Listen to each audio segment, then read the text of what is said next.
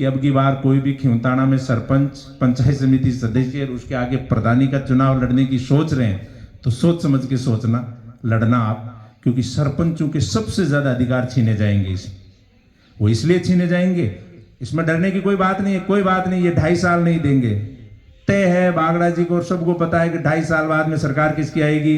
कांग्रेस की। कांग्रेस की सरकार में ये पूरे के पूरे जो प्रावधान है ये बदल जाएंगे। 2.5 साल ही आप काम कर लेना बहुत है, काम तो 1 साल ही कर लो बहुत है।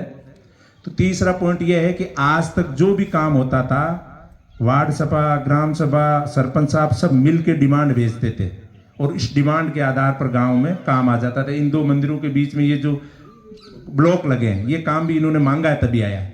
ऊपर से, जयपुर से, दिल्ली से किसी ने तय नहीं किया कि 2 मंदिरों के बीच में जरूरत है। यहां से आप लोगों ने कहा होगा लगवा दो, सरपंच साहब ने लगवा दी। अब ऐसा नहीं होगा। अब ये होगा कि जयपुर और दिल्ली के लोगों ने तय कर लिया कि ये 5 काम होने हैं, ये 2 काम होने हैं, या खिमताना को इस साल भर में कोई काम ही नहीं देना। फिर आप चक्कर लगाते रहना, तहसीलदार, एसडीएम साहब, कलेक्टर, ऊपर सचिवालय में जूते घसते रह जाएंगे तो भी लोगों के कानों पे जूं नहीं रेंगेगी, क्योंकि इन्होंने ठेकेदारी प्रथा वापस चालू कर दी है, जिसमें गांव गांव, डाणी डाणी में 8-10 ग्राम पंचायतों पर मिलके और एक ठेकेदार होगा।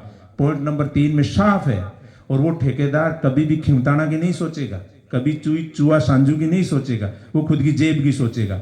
बाहर से आया हुआ ठेकेदार को क्या मतलब है खिमताना में कोई ढंग का काम हो जाए? वो पूरे के पूरे पैसे केवल हमें मजदूरी मिलेगी जो खाते में आएगी। सरपंच साहब का कुछ लेना देना नहीं है इससे। लोकतंत्र की सबसे मजबूत कड़ी वार्ड पंच, ग्राम सभा और सरपंच को कमजोर कर रही है।